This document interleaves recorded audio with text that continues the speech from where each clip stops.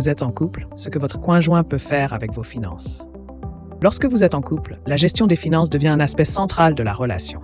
Que vous soyez marié, pacsé ou en concubinage, il est important de réfléchir à comment votre partenaire peut influencer vos finances. Un couple, c'est aussi un projet commun qui implique une certaine coordination financière. Cette vidéo explore 3 façons concrètes dont votre conjoint peut intervenir sur vos finances pour assurer une gestion équilibrée et sécurisée. Gérer les dépenses communes et individuelles.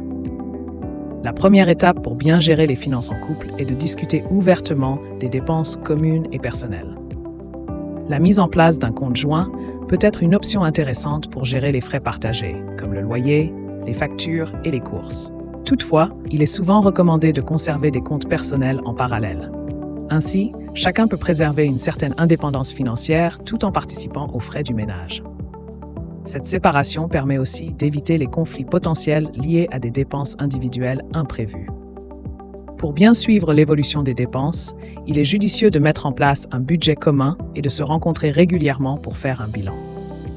En cas de séparation, ces traces financières pourront également simplifier le processus de répartition des biens et des dettes.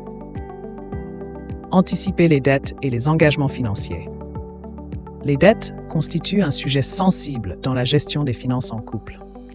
Il est crucial de comprendre que dans certains régimes matrimoniaux ou de PACS, vous pouvez être solidaire des dettes contractées par votre conjoint, même si elles ne concernent pas directement vos besoins personnels. Pour vous protéger, il est possible d'ajouter des clauses spécifiques à votre contrat de mariage ou de PAC.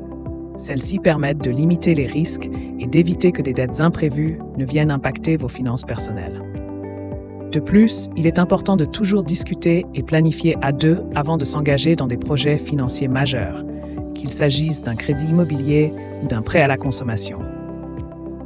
Planifier l'avenir, retraite et assurance vie. Enfin, la planification financière à long terme est un aspect que tout couple devrait prendre en compte. La retraite est un sujet particulièrement important, notamment pour les femmes qui peuvent être pénalisées par des interruptions de carrière ou des écarts de salaire. Il est donc essentiel de mettre en place des solutions d'épargne retraite dès le début de la vie de couple.